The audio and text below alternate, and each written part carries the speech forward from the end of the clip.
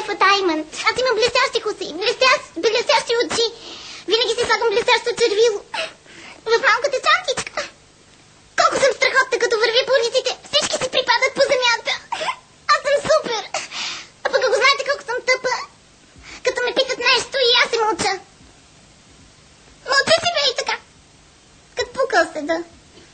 Мълчи, кът пукал. Откъде разбира, че трябва да ми купат уиски, въстъци, рокли и пълта? Не знам, аз се мълча, кът пукал. Питаме вчера, разбираш ли, искаш ли ти купа кола? Мълча, кът пукал. И ми купи БМВ. Всъщност, аз не съм толкова красива, колкото съм тъпа. И краката ми не са чак толкова високи и стройни, колкото са ниски и тънтурести. Всъщност, аз съм едно самотно момиче. Аз също търся да се запозная с някакво момиче. Гласът ми в действителност не е нежен. Може да не е красиво. А така ми се иска да бъда нежен. Обаче да може да носи набой. Ай. И да не говорим много, защото много се ядосвам, като взем да ми се обясняват разни. Аз съм една самотна, дебела, алиенирана кукличка. Папчасала. Жаба крастава.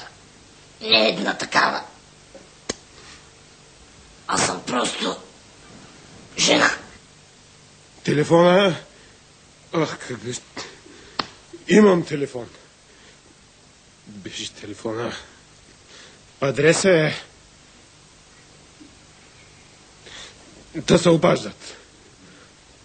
Ако ме видят по улиците, да се обаждат. Нещо с адрес, телефона. 47...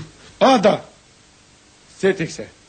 Номера ми е 471-523. Излежах 17 години, 4 месеца, 22 дни.